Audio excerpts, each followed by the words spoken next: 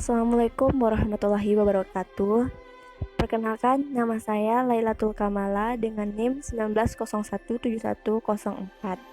Saya berkuliah di Universitas Negeri Padang. Selanjutnya saya akan membahas tentang Angkatan 66. Berikut penjelasannya. Yang pertama saya akan menjelaskan tentang sejarah Angkatan 66. Yaitu, lahirnya Angkatan 66 ini didahului adanya kemelut dalam segala bidang kehidupan di Indonesia yang disebabkan ulah teror politik yang dilakukan PKI dan ormas-ormas yang bermaung di bawahnya. Angkatan 66 ini mempunyai cita-cita ingin adanya pemurnian pelaksanaan Pancasila dan melaksanakan ide yang terkandung di dalam manifest kebudayaan. Angkatan ini lahir bersamaan dengan kondisi politik Indonesia yang tengah mengalami kekacauan akibat merajalelanya paham komunis.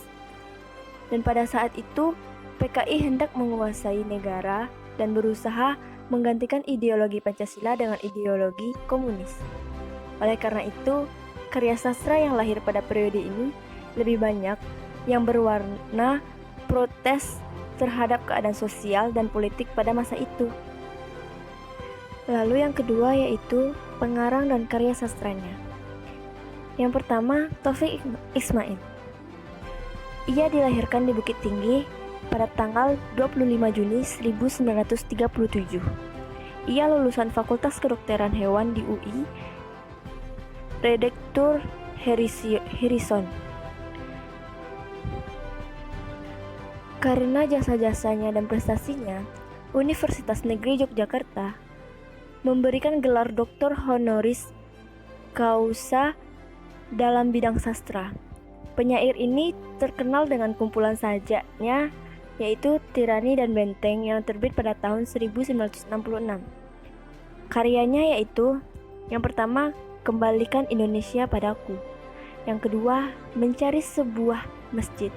Yang ketiga, Seorang Tukang Rambutan pada Istrinya. Dan yang keempat, Malu Aku Jadi Orang Indonesia, dan lain sebagainya. Lalu yang kedua yaitu Sapardi Djoko Damono yang lahir di Solo pada tanggal 20 Maret 1940. Ia adalah penyair, esais, dosen, dan guru besar FSUI. Ia menulis Dukamu Abadi pada tahun 1969. Semuanya kumpulan puisi yang ia terjemahkan dalam kumpulan esai. Karyanya yaitu Lelaki Tua dan Laut, Mata Pisau, Sepilihan Sajak George, dan Perahu Kertas.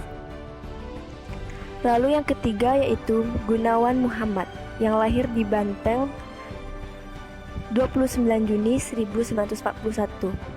Ia bukan saja seorang penyair, tetapi dia juga wartawan yang sekarang menjadi pimpinan umum majalah Tempo ini, termasuk penandatangan manifest kebudayaan.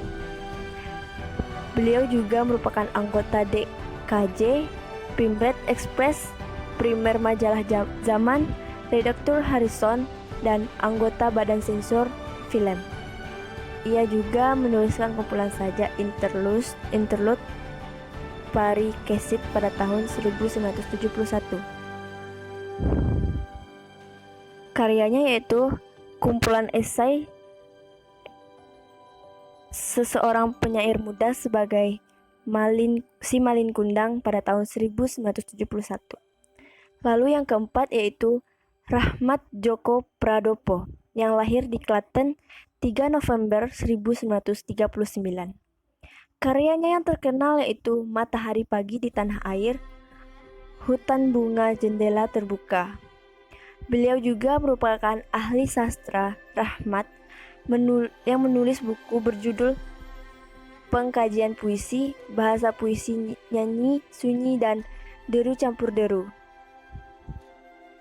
Yang ketiga yaitu Lekra dan Pengarang Keagamaan. Lekra adalah akronim dari Lembaga Kebudayaan Rakyat. Rekla adalah organisasi yang didirikan pada tanggal 17 Agustus 1950 di Jakarta. Lekra juga bekerja khususnya di bidang kebudayaan, kesenian, dan ilmu. Dalam pedoman Lekra, yaitu Mukadimah Lekra yang dikeluarkan bersama pendirinya pada tahun 1950. Kemudian, Mukadimah direvisi pada tahun 1959 dan ada beberapa jagoan yang dianggap dekat dengan Lekra, yaitu seni untuk rakyat, politik adalah panglima, realisme sosial, serta ideologi di atas seni. Seiring tumbang ideologi komunis di Indonesia pada tahun dekade 60 yang berarti terjadinya pergantian penguasa politik di Indonesia. Dan banyak anggota Lekra yang dipenjarakan setelah itu menjadi tahanan politik, dan juga ada yang mengatakan bahwa sebagian sastrawan Lekra yang lain sudah dibunuh. Selanjutnya yaitu perbedaan periode 50 dengan angkatan 66. Pada periode 50, yaitu yang pertama memantulkan kehidupan masyarakat yang masih terus berjuang pada masa awal kemerdekaan. Yang kedua, karya sastra yang didominasi dengan cerita pendek dan dikumpulkan dalam puisi. Majalah tersebut bertahan sampai tahun 1956 dan diteruskan dengan majalah sastra lainnya.